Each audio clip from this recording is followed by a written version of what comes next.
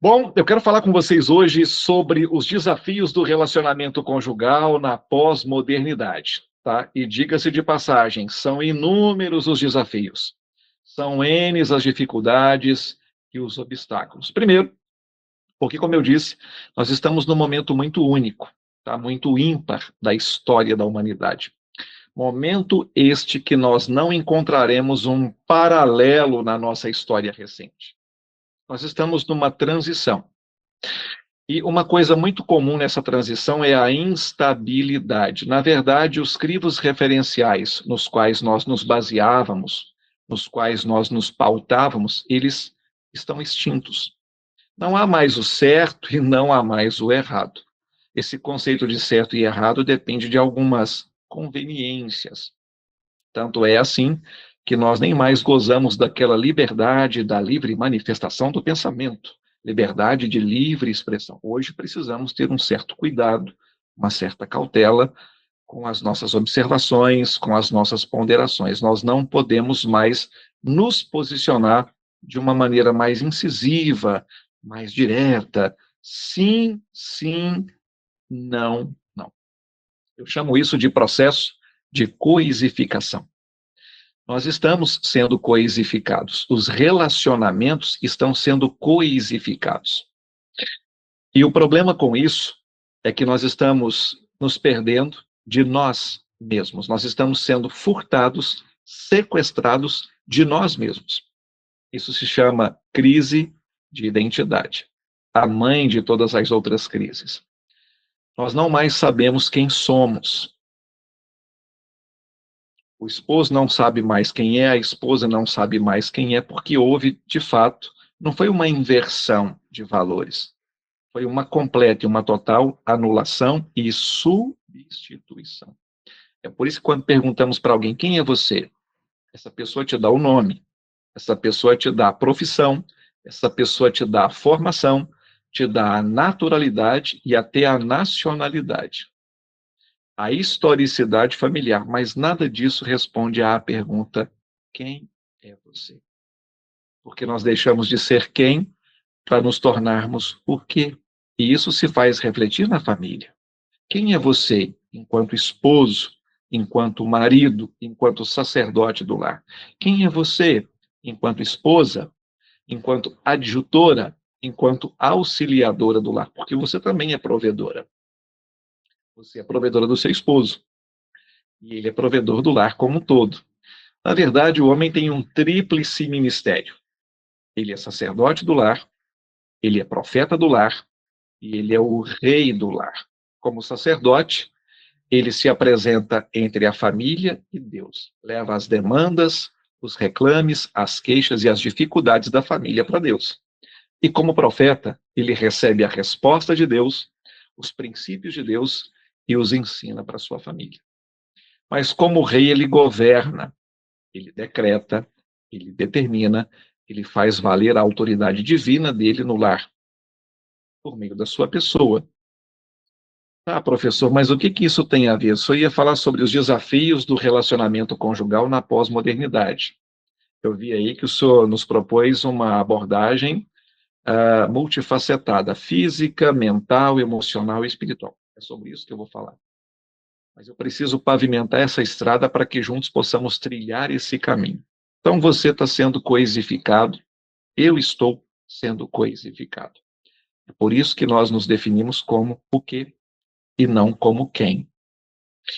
O problema, doutor Abraão, é que quando coisificados e deixando de ser quem para se tornar o quê, perdemos o nosso valor e adquirimos inconscientemente e involuntariamente preço. Porque coisas têm preço, não valor. Pessoas têm valor e não preço. Quando a gente passa por esse processo de coisificação de maneira individualizada, isso se faz refletir também na família. Um pai que foi coisificado, um marido que foi coisificado, uma esposa, uma mãe que também foi coisificada, ambos perderam valor e adquiriram preço. O problema é que tudo que tem preço pode ser comprado, vendido, trocado, substituído.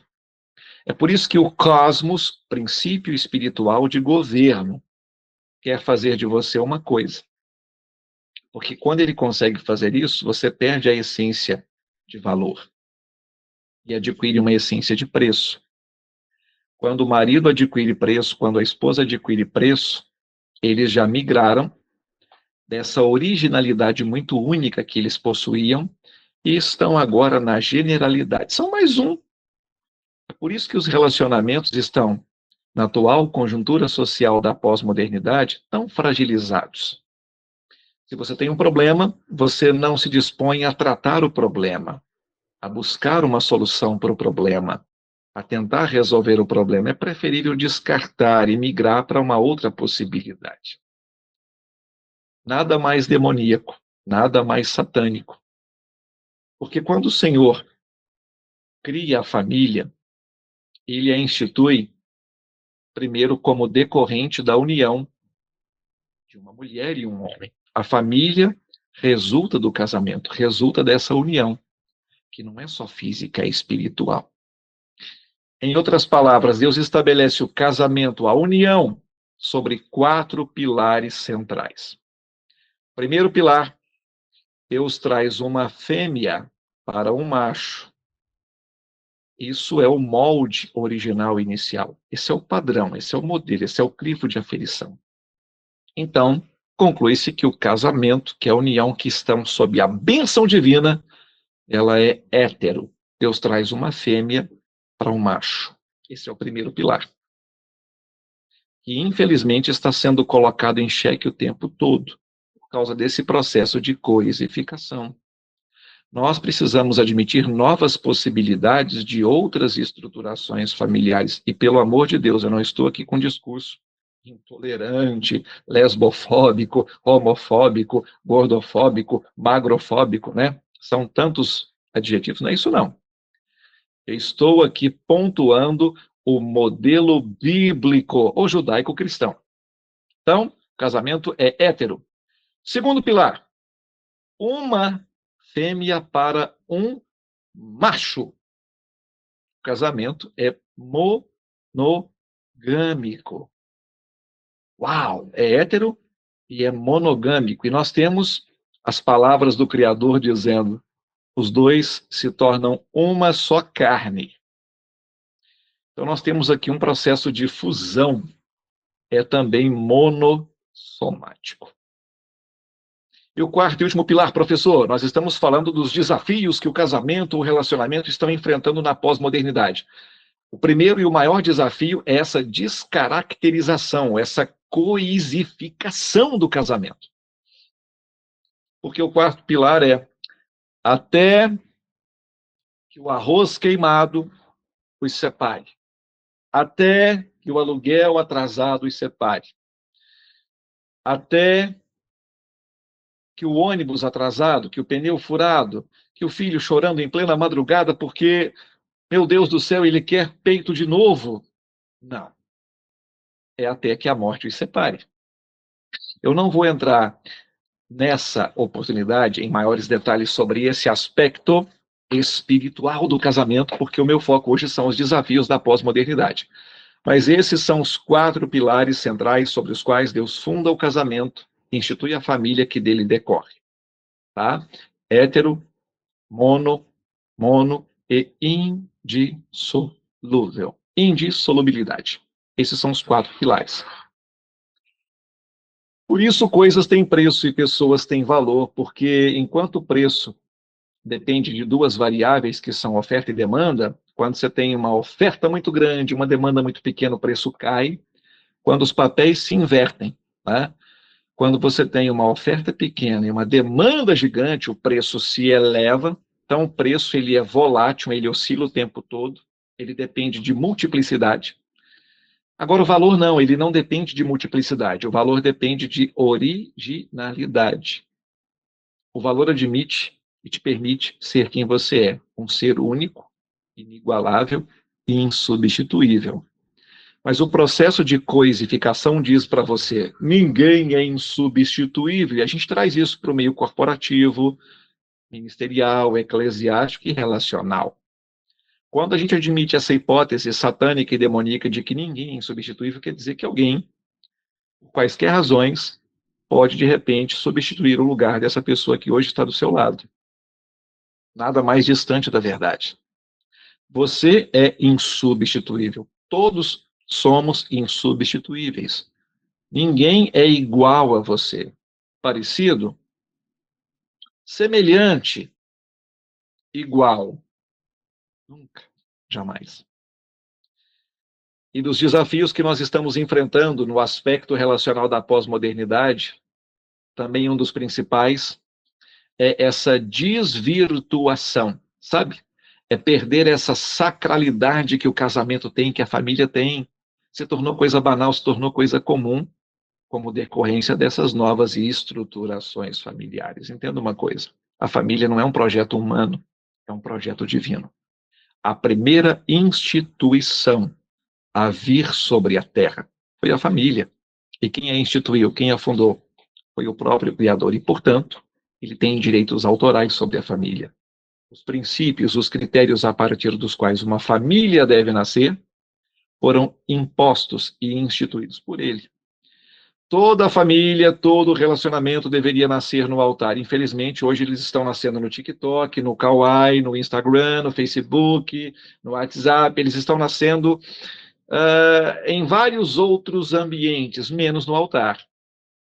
Não se pergunta, Senhor, será que é ela, a Rebeca? Será que é ele, o Isaac? Não, não tem mais isso. Né? Na minha época ainda tinha.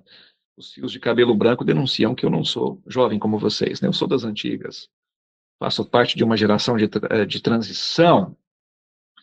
Eu me lembro que eu orei um ano para perguntar para minha esposa se ela aceitava namorar comigo, e eu já tinha tido N confirmações de Deus, visões da madrugada, lá no monte, sob chuva, relâmpagos e trovões, meu Deus, é ela, e profecias, etc. E eu sabia que era ela, eu já tinha visto ela de branco no altar, e eu chegando com o terno que eu usei no dia do casamento que foi emprestado. Me lembro até hoje. Meu Deus, faz tanto tempo, quase 30 anos isso, e parece que foi ontem.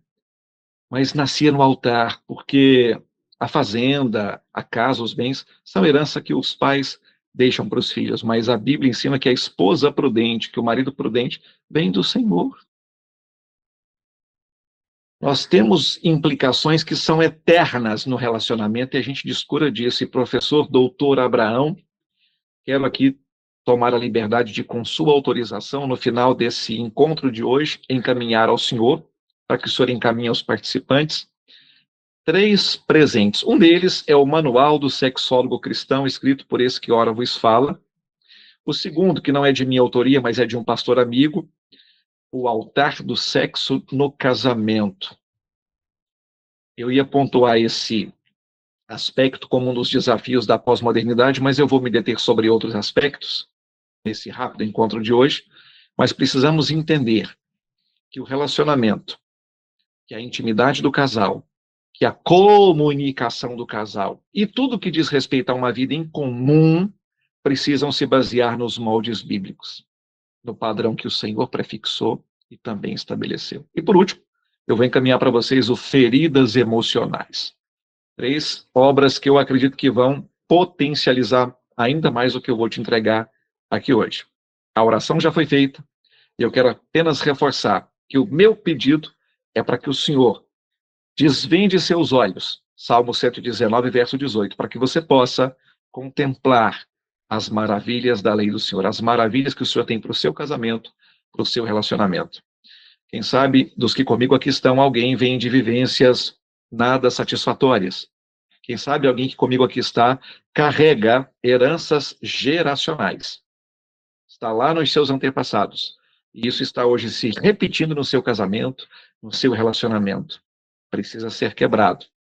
Então, dos desafios que eu vou trabalhar com vocês aqui hoje, eu quero pontuar apenas um pouco desses aspectos, para que você saia daqui hoje mais pronto, mais preparado, mais centrado e mais maduro, para tomar uma iniciativa de decidir o que Josué decidiu. Não importa lá fora, mas aí no seu casamento, no seu relacionamento, o Senhor será honrado. Será dentro dos critérios dele, não dentro dos seus critérios. Será aos moldes dele, não aos seus moldes, não à sua maneira. porque não há um outro caminho, caso você queira ser abençoado aí no seu relacionamento. Ok? Então, bora lá. O material que eu preparei, inclusive, depois vou encaminhar ao doutor Abraão, ele pode disponibilizar para vocês. Tá? São slides curtinhos, eu preparei aqui um e-bookzinho do conteúdo que eu vou te entregar aqui. Tá? Os desafios do relacionamento conjugal na pós-modernidade, eles são multifacetados, óbvio, e refletem mudanças que são sociais, culturais, tecnológicas, que acabam impactando a dinâmica dos casais. E diga-se de passagem, né? Hoje nós temos um grande inimigo dos casais. Eu não sei se já te apresentaram esse camarada aqui. Esse camarada aqui está asfixiando os relacionamentos e os casais. Há um tempo atrás, quando nos assentávamos à mesa para o jantar em família, para o almoço em família, havia aquela interação. Como foi o seu dia, filho? Meu amor, como foi o seu dia? Me conte um pouco. Hoje é muito comum, eu dou consultoria em casais, em loco, home care, onde eu vou na casa para assistir a dinâmica do casal, para então, nessa consultoria, lhes orientar do que precisa ser ajustado. É mais uma espécie de super nanny, sabe? Não sei se alguém conheceu aquele programa. É mais ou menos, só que nesse caso, sou eu, né, de barba, esse cabelo grande precisa de cortar aqui. É meio estilo super nanny para entender a dinâmica daquele casal. Uma dinâmica que está fragilizando. E eu vejo o filho que está ao lado do pai mandando mensagem. Bênção, como é que foi o dia do senhor? E o pai responde, Deus te abençoe. Foi tranquilo? A mãe pergunta, você quer batata? E no WhatsApp. Não, não quero batata. Eu quero cebola. Eu sei que parece ficção. Eu queria que fosse. Confesso a vocês que eu gostaria que fosse. Mas, infelizmente, essa é a realidade. Nós nunca estivemos tão hiperconectados. E também nunca estivemos tão distantes uns dos outros. O casal vai para a cama, no final do expediente, no final de uma jornada estafante de trabalho, estão deitados, um do lado do outro. Rolando, rolando, rolando, rolando, rolando. Consumindo conteúdo inútil. E isso acaba ainda mais distanciando essa conexão que é tão necessária para a sobrevivência do relacionamento. Esse também é um dos desafios que nós estamos enfrentando nessa pós-modernidade. Então, nós vamos explorar esses desafios nos aspectos físicos, mentais, emocionais e espirituais, e a partir dessa verificação, dessa constatação, nós vamos avaliar algumas possibilidades, tá? Para que o casal se mantenha integrado, coeso e de maneira conjunta possa atravessar e superar cada um desses desafios. Bom, nos aspectos físicos, por exemplo, o que seria, professor William, um grande desafio? Bom, vou citar um que você está inteirado dele, né? A ditadura da moda.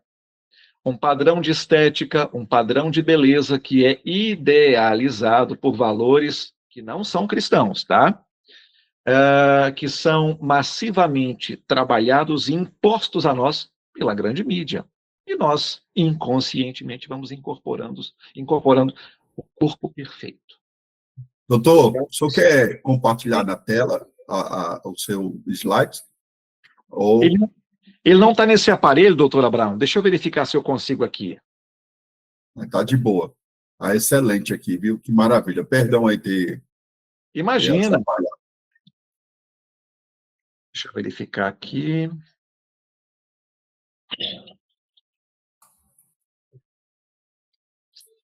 Nesse aparelho não está me permitindo, doutor Abraão. Depois eu vou disponibilizar para o senhor, pode ser? Tá tranquilo. Perdão aí, doutor. Imagina, está tudo certo. Como eu disse, nós temos esse como um dos desafios físicos para o casal se manter coeso, se manter integrado. Principalmente os homens, que são visuais. A mulher é mais auditiva, tá? Mas o homem comumente, e isso é projetado, propositado e premeditadamente para atrair o homem. Eu acho que vocês nunca viram, por exemplo, numa programação televisiva em que você está lá vendo o seu telejornal, assistindo à sua série preferida, como The Chosen, por exemplo, ou The Mentalist, ou Mentalista, ou qualquer outro seriado, e de repente, no intervalo, passa uma marca famosa, de uma bebida alcoólica famosa, E a gente observa que essa bebida sempre é apresentada por uma mulher esteticamente que atenda aos padrões de beleza impostos pela ditadura da beleza, e ela está sorridente, te apresentando aquela bebida, porque há uma mensagem subliminar ali, destinada e dirigida ao homem. É como se inconscientemente houvesse uma associação do consumo daquela bebida com algo similar a um orgasmo, e é por isso que aquela mulher bonita está lá te apresentando aquela bebida, ou aquele carro, enfim. Só que nunca nós veremos uma marca de uma bebida famosa nos sendo apresentada com o seguinte cenário: lá está uma mãe viúva chorando, tendo de um lado um filho, do outro lado outro filho menor, porque o pai acabou sendo vitimado por um motorista alcoolizado que o atropelou e acabou ceifando a sua vida. Nunca veremos uma propaganda assim. E é o que de fato acontece em decorrência do consumo dessa bebida. Só para exemplificar. Então, a expectativa da aparência. Nós estamos vivendo uma diluição relacional justamente por isso. E nós precisamos entender que a união, que o casal, eles não podem se manter unidos apenas por uma demanda ou por uma sincronia física. Sabe, aquela química? Eu sou conselheiro de casais há mais de 20 anos e atendo casais jovens. E confesso a vocês que eu estou me atualizando com algumas terminologias que eles usam, porque eu não sabia que tinham termos como peguete, como ficante, crush. São termos novos para mim. Eu disse, eu sou das antigas. Então, quando eu tenho algumas demandas no consultório, doutor, é o meu crush. Eu perguntei, o crush? O que é o crush? O que é o peguete? O que é o ficante? São alguns. A lista é variada. Temos novos relacionamentos, né? Os relacionamentos abertos, enfim. E a gente recebe essas demandas o tempo todo. Mas trazendo aqui para nós como desafios o aspecto físico, a cultura da aparência, né, que ela é amplificada pelas redes sociais e pelas mídias digitais, pode levar a comparações. Isso acontece, a inseguranças. Isso afeta diretamente a autoestima, principalmente das mulheres, porque acabam vendo o tempo todo aquele corpo, aquele rosto, aquele cabelo, aqueles olhos, e isso nos distancia do que são os reais valores cristãos. Para Deus não importa se o olho é azul ou verde, porque ele fez, inclusive, o olho do cego. Ele disse isso ao profeta. Para ele não importa se é um lábio carnudo ou não, como dizem na minha região, um lábio fininho, porque ele fez a boca também do mudo. Na verdade, o padrão de beleza cristão, ele foge muito desse padrão de beleza que o mundo nos oferece. E como eu disse, o casal que se mantém unido apenas por uma questão de estética, ao longo dos anos, concluirá que precisa haver algo mais para manter-se integrado, para manter-se coeso. Por quê? Por pressão atmosférica e por efeito gravitacional, em algum momento tudo vai cair. Deixa eu olhar aqui nos seus olhos. Por pressão atmosférica e por efeito gravitacional, tudo cai em algum momento. Chega um momento na relação que tem que haver respeito, cumplicidade, reciprocidade, convicção de que esse homem que está do seu lado, envelhecendo com você e se tornando cada dia mais rabugento, exigente, chato, foi o Isaac que Deus te deu. Precisa haver a convicção de que essa jovem senhora que está do seu lado hoje e que, por vezes, quando você chega, esqueceu, sim, de fato, o arroz queimou, a roupa não está, né, tão branquinha porque deu uma pane na máquina, terminou de lavar na mão, é a pessoa que Deus colocou do seu lado para envelhecer com você. Chega um momento, e eu sou da época em que relacionamentos duravam, eram longevos. Conheço casais que estão há 60 anos juntos, 70 anos juntos, porque é até que a morte os separe. Não é até que a falta de dentes os separe, não é até que a ruga os separe, enfim. Então a gente precisa ter cuidado, porque esse é um desafio dessa pós-modernidade. A ditadura da beleza no aspecto físico. Bom, saúde e estilo de vida. A busca por saúde e bem-estar, embora seja algo positivo, tá, gente? Eu não estou me posicionando contra aqui, não. Pode acabar gerando conflitos, diferenças nas abordagens, por exemplo, sobre alimentação. Ela quer ir para a academia, ele não. Ela quer uma alimentação mais fitness, mais vegana, ele não tem assim, né? Se é como eu, gosta bem de um queijo, de uma goiabada. Eu não tenho restrição, eu me considero um formigão, até preciso policiar minha forma de comer. Sério, minha esposa fica puxando a orelha. Ela está na sala ao lado, ela também é sexóloga, é psicanalista e é obstetra. Trabalhamos junto com casais. Quando é algo mais clínico, né, ela tem um parecer mais técnico do que o meu. Mas, enfim, é claro que não vai haver unanimidade o tempo todo, mas uma coisa precisa ser posta sobre a mesa. Não sou eu, não é ela, agora somos nós, somos uma só carne, tá, amor? Você quer ir para a academia, mas eu não quero, mas eu preciso, então, né, chegar num denominador em comum. De repente, eu vou um dia com você e você fica outro dia comigo aqui em casa. A gente precisa tratar e trabalhar esses hábitos para que isso não cause tensões, divergências e desavenças que fragilizem a relação. Um outro desafio da pós-modernidade, eu sei que ninguém dos que comigo aqui estão deve ter enfrentado esse problema, né? Intimidade física, intimidade sexual do casal, que muitas vezes é afetada, é comprometida e é prejudicada. Por quê, professor? Uma agenda sempre cheia, o excesso de compromissos, principalmente quando ambos trabalham fora, ele chega cansado, estressado, ela chega cansada, estressada, pegaram os filhos na creche. Isso acaba, essa rotina, essa mesmice, essa repetitividade, acaba fazendo com que o encanto, a magia, sabe, aquele fogo da paixão, comece a se esfriar no relacionamento. Esse é um dos desafios. Nós estamos vendo que a subsistência ela está cada vez custando mais. E mesmo para se manter no necessário, comumente busca-se por uma fonte alternativa de uma renda extra. Então, a gente precisa ter cuidado que mesmo por boas razões, a gente pode estar fazendo a coisa errada. Aliás, isso é um dos pilares centrais do sucesso: eficácia, eficiência e produtividade. Eficácia, fazer a coisa certa. Eficiência, fazer da forma certa. Você pode fazer a coisa certa da forma errada. E pode fazer a coisa errada da forma certa. Então, você está trabalhando para prover sua família, sua casa, ajudar seu esposo, ajudar sua esposa. Tudo certo. Mas agora, vamos avaliar a conta afetiva, a conta física, a conta psicológica, a conta emocional e a conta espiritual que isso está gerando.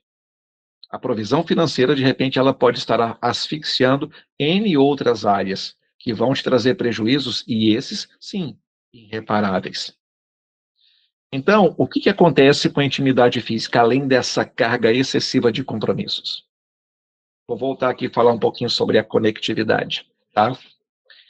Um dos principais vilões que eu sempre encontro no set, no consultório, no espaço terapêutico. Isso é um câncer relacional, tá? Esse é um parasita que precisa ser erradicado da relação. Porque há implicações de foro espiritual. Estou falando sobre intimidade física, né, e, consequentemente, sobre os parasitas que acabam minando a intimidade física e comprometendo. E entenda que a intimidade física não é uma opção, não é uma alternativa. Paulo trata como uma dívida que precisa ser paga pontualmente. Existe um parasita extremamente tóxico, nocivo e prejudicial, e que tem, sabe, destruído centenas de casais ao redor do globo. Se chama pornografia. Estamos expostos a uma hiperestimulação. E muitas vezes o conteúdo que acessamos involuntariamente numa propaganda, numa marca, etc., logo na sequência tem um conteúdo que tem um propósito e uma proposta erotizada, sexualizada. Quem trabalha em empresas sabe que muitas vezes existem grupos internos, né, de colaboradores, de colegas de trabalho, em que é comum esse tipo de conteúdo circular. E aqui vai um alerta e uma advertência. Tá? Esse é um dos principais parasitas que acaba minando, comprometendo e destruindo a intimidade do casal. Para além de ser pecado, para além de criar um bloqueio espiritual, inclusive, isso faz com que se perca a sensibilidade. A pornografia, ela acaba desensibilizando.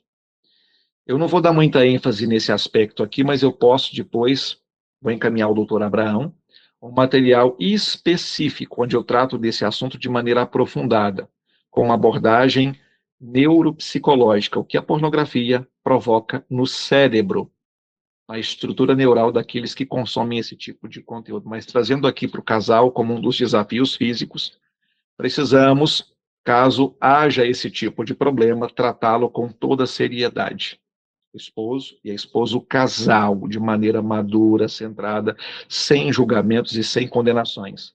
Trazerem isso para a mesa redonda e ambos orarem sobre isso, rejeitarem isso e pedirem ao Senhor para banir esse espírito de prostituição, porque há uma ação demoníaca para longe desse relacionamento. Pessoal, até aqui tudo tranquilo? Alguma dúvida? Vamos falar então agora sobre os aspectos mentais como desafios da pós-modernidade para o casamento e para o relacionamento. Bom, ansiedade. Alguém aí já ouviu falar em ansiedade? Eu acho que vocês nem conhecem essa palavra, né? Alguém aí se considera ansioso? Estresse. Conhecem essa palavrinha? Quem aí do outro lado nunca ficou estressado? Vocês estão olhando para alguém que há um bom tempo atrás era a ansiedade em pessoa. Era o estresse em pessoa. Era a ansiedade ambulante, perambulando e circulando. Bom, a pressão para equilibrar trabalho, vida pessoal e relacionamentos pode gerar altos níveis de estresse. Isso é comum. Isso pode afetar, primeiro, a comunicação e, segundo, a conexão emocional entre os parceiros. Bora fazer um teste rápido, não precisa responder para que eu ouça aqui não, tá? De 0 a 10, que nota você dá para a comunicação no seu casamento hoje? Você e seu cônjuge têm total liberdade para falarem sobre tudo um com o outro? É uma conversa franca, aberta, direta, sem ressalvas, sem reservas. Ai, não, meu Deus, eu não sei se eu falar isso aqui, nossa, eu não sei como é que ele vai reagir. Nossa, se eu contar isso aqui, se eu falar, não sei como é que ela vai reagir. Opa, alerta vermelho, alerta vermelho. Todo relacionamento em que não há liberdade e espaço para uma conversa franca, aberta e direta, está doente. Como assim, prof?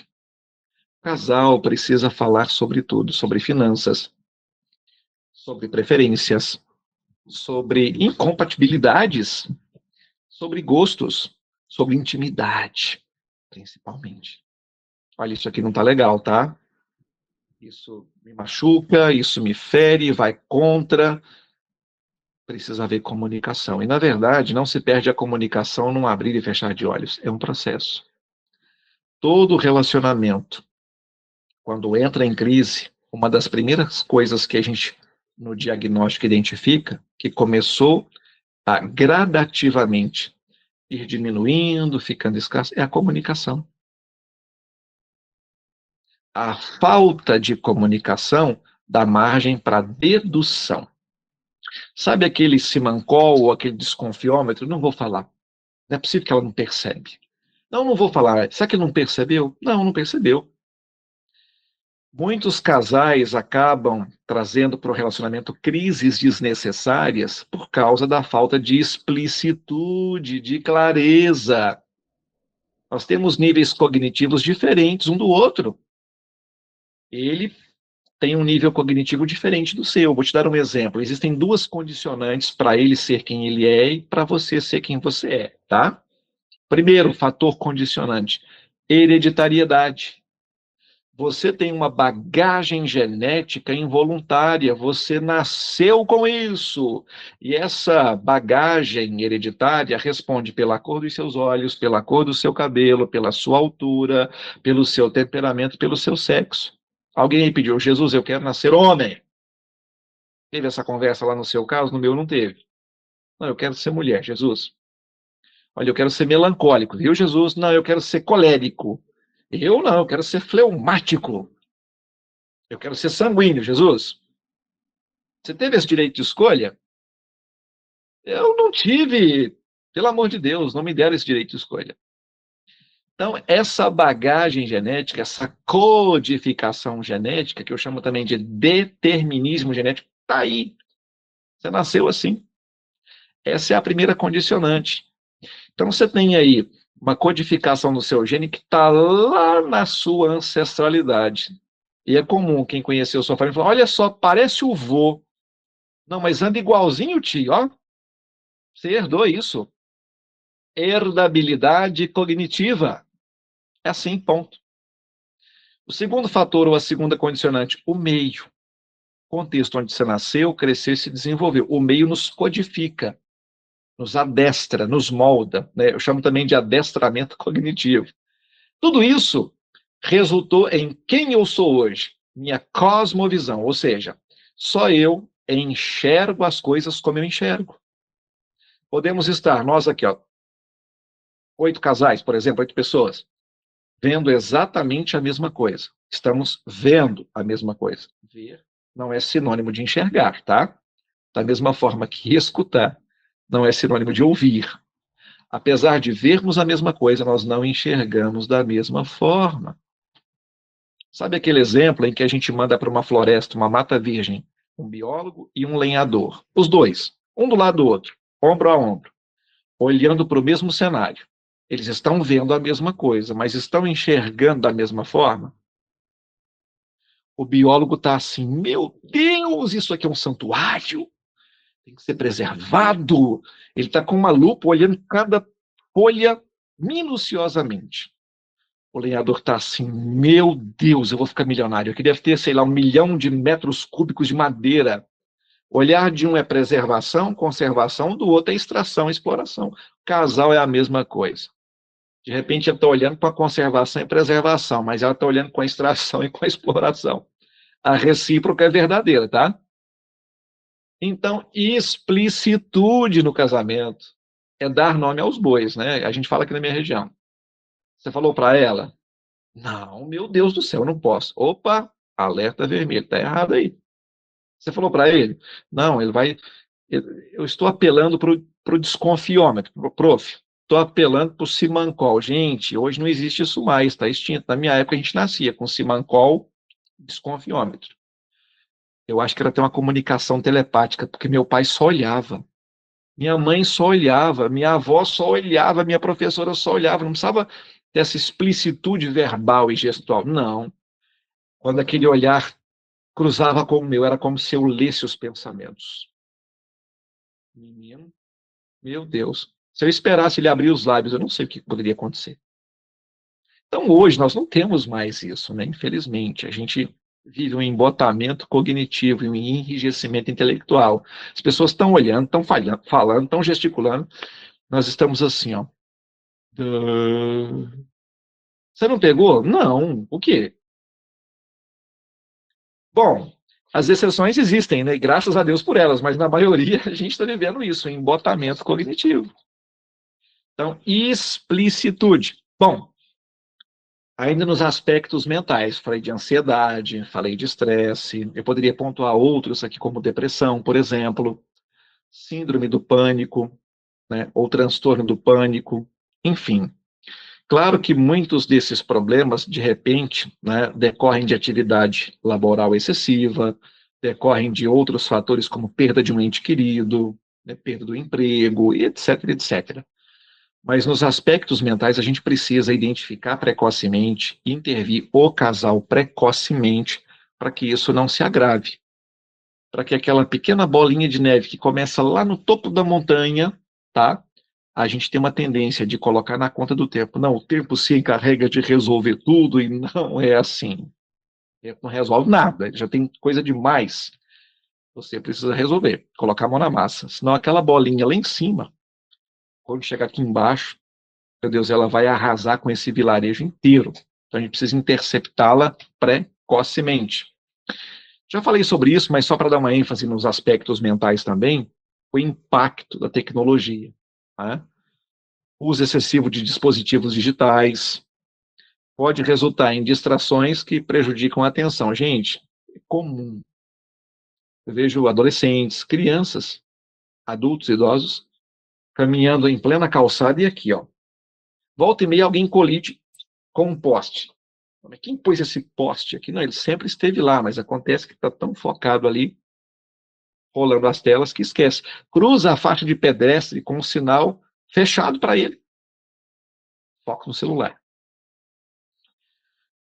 Bom, além dos aspectos patológicos que eu pontuei para vocês,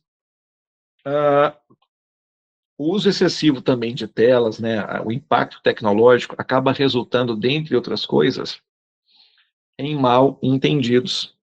E também nessa sensação de desconexão, porque é tão horrível, né? Você está o dia todo fora, você está em casa à noite, do lado da esposa, do lado do esposo, em vez de estarem disponíveis para uma conversa de minutos. Não importa se são 10 minutos, mas que sejam os 10 minutos. Aham, tá. Uhum. O que que é? Nossa, eu sei que vocês nunca passaram por isso, né? Mas a título de sugestão, isso é um problema sério, tá? Bom, além de tudo, isso acaba resultando no que eu chamo de expectativas irrealistas, né? A influência da mídia, das redes sociais, do uso excessivo de telas, enfim, né? Isso acaba criando algumas fantasias. Eu não sei se você acaba ou acabou percebendo isso, mas nós temos uma tendência, né, involuntária, inconsciente, de nos pautarmos, de nos basearmos e até de nos espelharmos. Sabe a vida perfeita do Instagram? A vida perfeita do Facebook, daquele sorrisão, tendo uma lancha ao fundo, uma Lamborghini ao fundo, uma Ferrari ao fundo. A gente fica assim, puxa, o que que eu faço para atingir esse nível? Para ser isso aí? Isso vende essa imagem para nós, que acaba tirando o foco do que nós já temos. Entenda uma coisa, tá? Insatisfação é uma coisa, e ingratidão é outra. Quando eu mantenho o foco no que não tenho, é uma tendência normal que eu ignore o que tenho. E quando eu ignoro o que tenho e foco no que não tenho, isso faz com que eu me torne uma pessoa amarga, uma pessoa infeliz. E eu começo inconscientemente a condicionar minha completude, minha realização, primeiro, a quando tiver o que não tenho e a quando estiver aonde não estou. Nada mais distante da verdade do que essa concepção. Mas isso é o que nos vendem. E o casal muitas vezes acaba inconscientemente, involuntariamente, trazendo isso para a relação. Me lembro quando casei há quase 30 anos atrás e saí de casa para casar com 18 anos, minha esposa tinha 16. Nos casamos corajosamente, eu tinha 2 mudas de roupa, ela tinha umas 3. A primeira casa que fomos morar era um cômodo de bar desativado. Gente, que pobreza, vocês não imaginam. Mas sabe quando não faltava nada? Tínhamos tudo, tínhamos um ao outro, ponto, e isso bastava. Eu só queria a certeza de que ela estava do meu lado, e ela a mesma coisa. E atravessamos tudo isso. Então, hoje temos tanto em relação ao que tínhamos, e a gente aprendeu a ser grato por cada coisa que a gente foi angariando ao longo dessa jornada. Cada coisa. A gente vai comer um sanduíche fim de semana, por exemplo, a gente faz a oração da gratidão. Meu Deus, obrigado por esse X, tudo, porque quantas gente queria comer isso aqui não tinha. Deus, obrigado por esse refrigerante, por esse suco. A gente é grato pelas mínimas coisas. Os meninos compram um pirulito aqui em casa e eles são gratos pelo pirulito.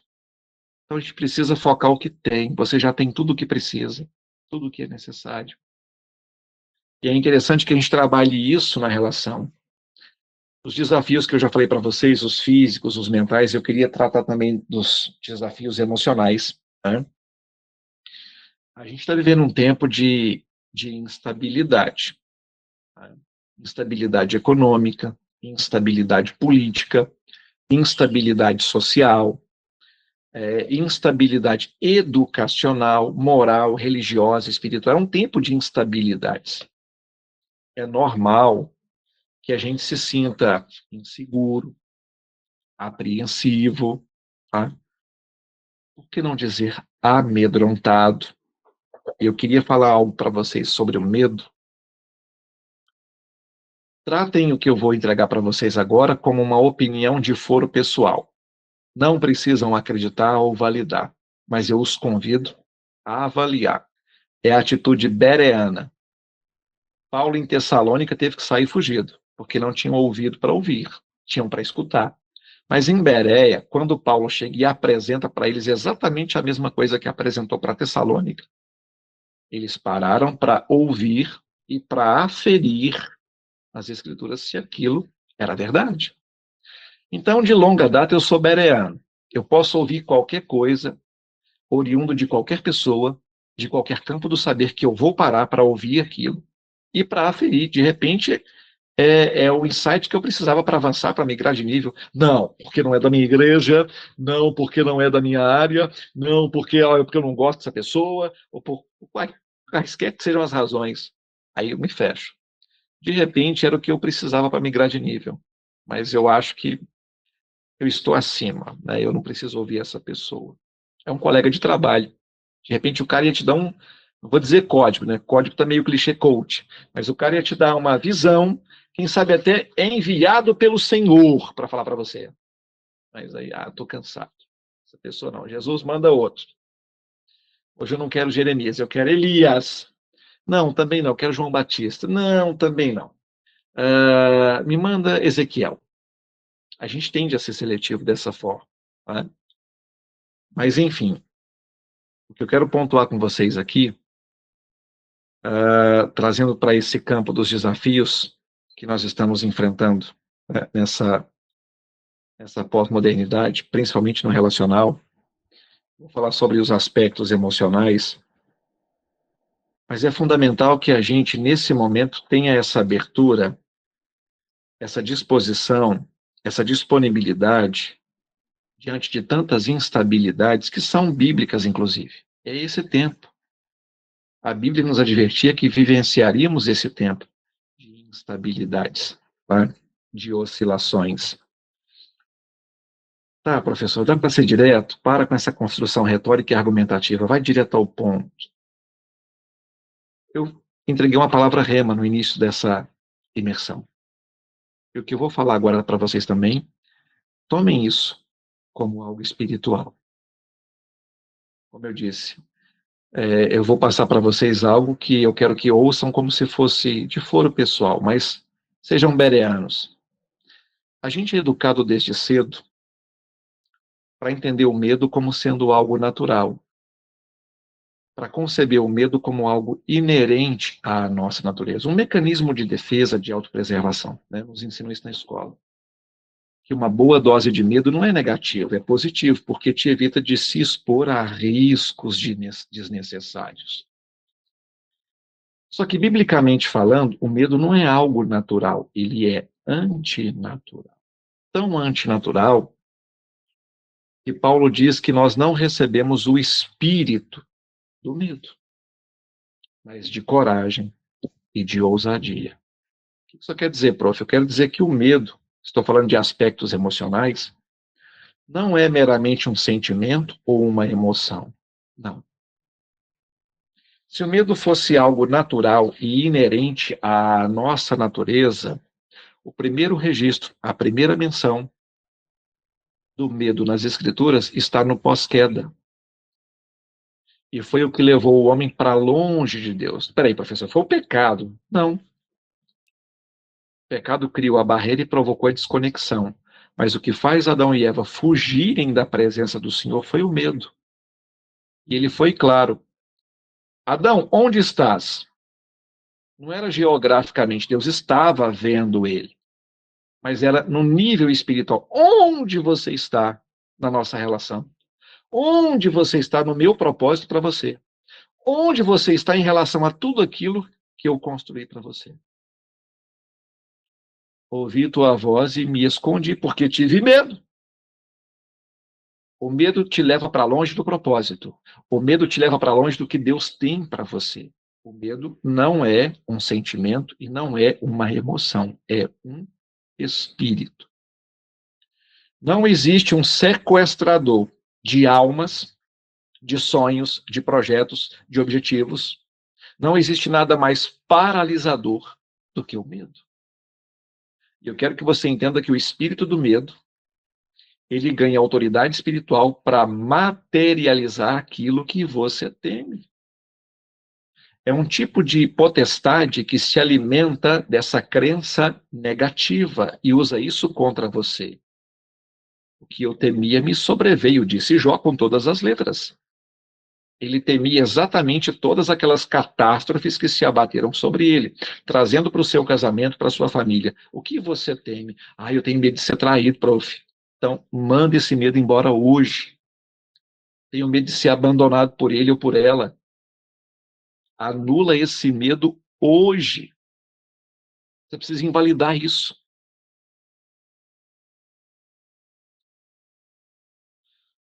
Se o medo fosse algo natural, aliás, tomar banho para você é natural ou é antinatural? Almoçar para você é natural ou antinatural? Jantar, tomar água, escovar os dentes. Se Deus dissesse, não tome café, não tome banho, ou não tomarás banho, não escovarás os dentes. Espera aí, professor. Deus não falou para você não fazer nenhuma dessas coisas, tá? Mas ele diz para você, não temas, não tenha medo, não temas, esforça-te, tem bom ânimo. Por 365 vezes eu encontrei a expressão na Escritura, não temas. Como é que Deus fala para você não ter algo que é natural, que é normal que você tenha, que é inerente à sua natureza e que é benéfico, né, segundo o que nos ensinam? É um mecanismo de autopreservação. É lógico, é coerente. Bom, eu já li a Bíblia algumas vezes, para concluir que ela tem seus 66 livros, né, a nossa Bíblia, João Ferreira de Almeida, 39 do Velho Testamento, 27 do Novo. 1.189 capítulos, 31.173 versículos. Ela tem 3.756 promessas divididas em duas classes, promessas condicionais, promessas incondicionais. Promessas condicionais, Deus faz a promessa, mas estabelece uma condição para cumprir na sua vida. As incondicionais, Deus promete, e independentemente do que você faça, Ele cumpre. O maior exemplo de uma promessa incondicional é o amor de Deus por mim e por você.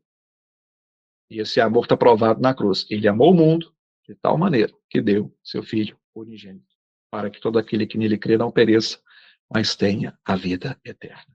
E Deus tem uma promessa para o seu casamento. Deus tem uma promessa para a sua família, que o medo pode estar asfixiando. E o medo é um desafio mental e emocional dessa pós-modernidade. Essas instabilidades que se desenham diante dos nossos olhos, e Jeremias disse isso, Lamentações 3:22, se não me falha a memória, meus olhos movem a minha alma. O diabo sabe que tudo que colocar diante dos seus olhos pelo sistema influenciará a sua alma. Sua alma é o centro das suas emoções e dos seus sentimentos. Não é no espírito que você sente. No Getsemane, Jesus disse, a minha alma está profundamente angustiada até a morte, mas na cruz ele disse, nas tuas mãos eu entrego o meu espírito. Alma, espírito e corpo são distintos, tá? Corpo, visão, audição, tato, olfato, paladar, fome, sede, sono, dor, cansaço. Alma, sentimentos, medo, raiva, ódio, mágoa, rancor, alegria, euforia. Pelo corpo você tem consciência do mundo, pela alma você tem consciência própria, mas no espírito você tem consciência de Deus. O Espírito Santo, Romanos 8,16, testifica com o nosso espírito que somos filhos. João 4,26, o verdadeiro adorador adora. Você conhece o texto. Conflitos e resolução. A falta de habilidade de comunicação e resolução de conflitos pode levar a desentendimentos, e esse é um problema emocional, como eu disse, que decorre também da falta de comunicação. De repente, o marido traz o problema do trabalho para casa, a esposa traz o problema do trabalho para casa. Não podem. Nós precisamos criar barreiras afetivas, sentimentais e emocionais para que o problema do trabalho fique da porta para fora. Você é o colaborador, é o gerente, é o professor, da porta para fora. Da porta para dentro, você é pai e você é marido. Você precisa aprender a se despir dessa indumentária de problema e deixar fora. Como que eu faço isso, professor? Treinando. Em casa, a esposa está esperando o marido está esperando a esposa, os filhos estão esperando o pai. não o funcionário, não o empresário, não o estressado porque a máquina deu uma pane, não funcionou, não.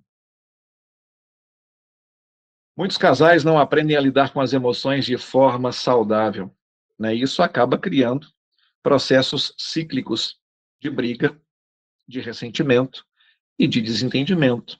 E só para te dar uma dica espiritual, teve um desentendimento, brigou, tem desacordo, resolva antes de ir para a cama e antes de dormir. Não deixe pendência para o dia seguinte. O sol não pode se pôr sob sua ira. Até porque, enquanto o casal não se acerta, não se resolve, tá? A oração não sobe, clamor não sobe e bênção não desce. Você está brincando, professor? Deixa eu te dizer uma coisa olhando nos seus olhos aqui. O casamento é algo tão sério que ele pode te levar ao céu e pode te levar ao inferno. Professor, como assim? Vou repetir. Seu casamento pode te levar ao céu e pode te levar ao inferno, por quebra de princípios. Não se põe o sol sobre a vossa ira. Peça perdão. Mas foi ela que errou, professor. E daí, você só vai desarmar e quebrar essas barreiras quando você se posicionar como homem de Deus. E o homem de Deus é aquele que, se tiver que andar uma milha, ele vai duas. Bateu numa face, ele dá outra. Tirou a túnica, ele deixa a capa também. Ele já aprendeu a negar-se a si mesmo. Já aprendeu a colocar a cruz sobre os ombros e a seguir, porque ele não mais vive, doutor Abraão. Agora é Cristo que vive nele. Ele tem a mente de Cristo, ela tem a mente de Cristo. É outro nível. Bom, e para fechar os aspectos emocionais, eles são desafios que são intercambiáveis, né? Físicos, mentais, enfim. Eu já falei para você um pouquinho sobre depressão, né? A crescente solidão que a gente está identificando em um mundo que é hiperconectado pode levar a estados emocionais adversos. Casais podem se sentir emocionalmente distantes, isso é muito comum, frequente, infelizmente, quando fisicamente próximos. Eles estão afetivamente, mentalmente, né, e sentimentalmente distantes, apesar de fisicamente estarem próximos, um do lado do outro.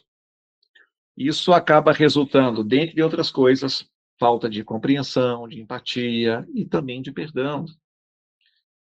E agora, tocando em alguns dos aspectos espirituais, que, a meu ver, né, são de extrema importância e seriedade, porque são indissociáveis, tá? Esses aspectos que eu trouxe para vocês, esses desafios que eu trouxe para vocês, desafios que o casal tem enfrentado, está enfrentando e vai enfrentar de maneira cada vez mais acentuada nessa pós-modernidade, são temáticas intercambiáveis, tá? Nos aspectos espirituais, a busca por significado. Em uma área em que nós temos tanta necessidade de sabermos quem somos e qual é o nosso propósito, tá? E numa era onde muitos se afastam das crenças tradicionais, a gente está vendo isso. Os crivos, os referenciais de outrora, eles estão sucumbindo, estão sendo diluídos por essa sociedade que aí está, onde tudo pode, menos falar a verdade. Eu disse para vocês do processo de coisificação, só para embasar aqui, né, não é algo assim tão distante da realidade de vocês. Eu vi recentemente um programa televisivo em que jovens de um determinado país, alguns deles estavam se identificando como cabras, outros estavam se identificando como cães, e eles latiam. Uou, uou, uou. Eu fiquei assim, sabe aquilo, só acredito vendo, mas vendo não acredito? Você esfrega os olhos, está acontecendo diante dos meus olhos, ou seja, eu posso ser qualquer coisa. Eu me identifico com uma águia, por exemplo. Eu vou subir no telhado aqui do apartamento e vou saltar. E vou sair voando, porque, afinal de contas, eu me identifico com a águia, não é? A gravidade que respeite a minha identificação. A pressão atmosférica que respeite a minha identificação, porque eu vou voar. E se eu saltar do apartamento, vai acontecer o quê? Voar, voar, subir, subir. Não tem uma música assim? Ao contrário. E nós estamos vendo isso, infelizmente, essa busca por significado, né? Essa lacuna interior que só pode ser preenchida por Deus. Aí busca-se numa relação aqui, numa relação ali, numa experiência aqui, uma experiência acolá. Isso acaba trazendo problemas sérios, principalmente para o casal, que não entende a necessidade de se eleger o Senhor como o Senhor desse relacionamento. desse casamento. São os valores da palavra que vão fazer com que o seu casamento receba essa imunização. Para que você receba essa invulnerabilidade, você precisa estar alicerçado na palavra. Bom, então a busca por significado em uma era onde muitos se afastam das crenças tradicionais, a busca por um propósito e por um significado na vida pode criar divergências entre os parceiros. As diferenças nas crenças espirituais podem levar a conflitos e também a desentendimentos. Os dois precisam pactuar o mesmo propósito. Não sou eu, não é você, somos nós. E a Bíblia leva tão a sério isso, que ela adverte, desde a Torá, aos judeus não contraírem enlace matrimonial com filhas de Deus estranho. E Paulo mantém essa doutrina e esse princípio no Novo Testamento, para que a gente não se coloque sob um jugo desigual. Por isso, o casamento precisa nascer do altar. Professor, o meu não foi, mas agora estamos, ou eu estou, ele não, ou eu estou e ela não. E como é que eu faço nessa situação? Paulo foi claro, se o descrente consente em permanecer em habitar com você, não o abandone. É a pregação sem palavras, é a pregação exemplificada. Uma grama de exemplo pesa muito mais do que uma tonelada de palavras. Essa pessoa que está do seu lado precisa ver Cristo em você. Isso irá, por obra do Espírito Santo, convencê-la. Não é seu papel convencer. É o Espírito Santo quem convence, quem transforma. Mas ele quer ir embora. Nesse caso, se o descrente quer ir embora, o irmão ou a irmã não estão obrigados a ficar sob a servidão. O abençoe. Essa é a recomendação bíblica. E Paulo, quando fala para casais, em 1 Coríntios capítulo 7, versos 1, 2, 3 e 4, Romanos 7, 1, 2, 3 e 4, claro que são abordagens distintas, com propósitos distintos, mas ele usa a figura do casamento, ele fala com muita propriedade. Quando ele fala com base na vivência, diz, agora digo eu, não o Senhor. Quando era por revelação, agora diz o Senhor, não sou eu. E ali estão os pilares, principalmente em 1 Coríntios, para um casamento abençoado. Então, busca por significado. Identidade e propósito são indissociáveis. Quando ele sabe quem é em Cristo, quando ela sabe quem é em Cristo, os dois já descobriram qual é o propósito desse casamento, qual é o propósito dessa família. E isso precisa ser buscado em oração. O casal precisa orar junto, tirar um momento para fazer o devocional do casal, ele ministrar sobre ela ministrar sobre ele. Deus abençoe meu esposo. Ele vai sair agora para mais um dia de trabalho, livra das ciladas que o diabo pode armar para ele no trabalho, para ela no trabalho. Essa ministração, vocês são uma só carne.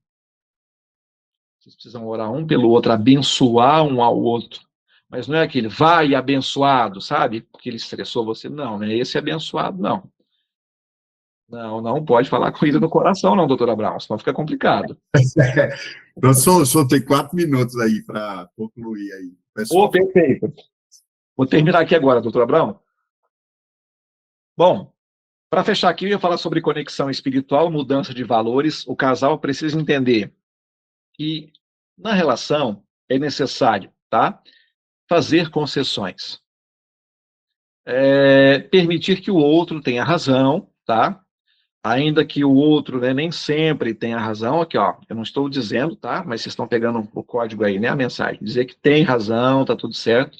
E nesse caso, dá tempo ao tempo, até os ânimos se aplacarem. E para concluir aqui, os desafios do relacionamento conjugal na pós-modernidade, né, eles são complexos, exigem que os casais desenvolvam habilidades de comunicação, empatia, compreensão mútua, adoção de práticas de autocuidado e de cuidado mútuo, busca, quando necessário, e sempre tá? Terapia de casal, o auxílio de um profissional tecnicamente habilitado, eticamente comprometido, intercessão, cobertura espiritual, tenha disposição para dialogar, tá? Para falar sobre expectativas, sobre necessidades, sobre aquilo que um e outro esperam de um e outro.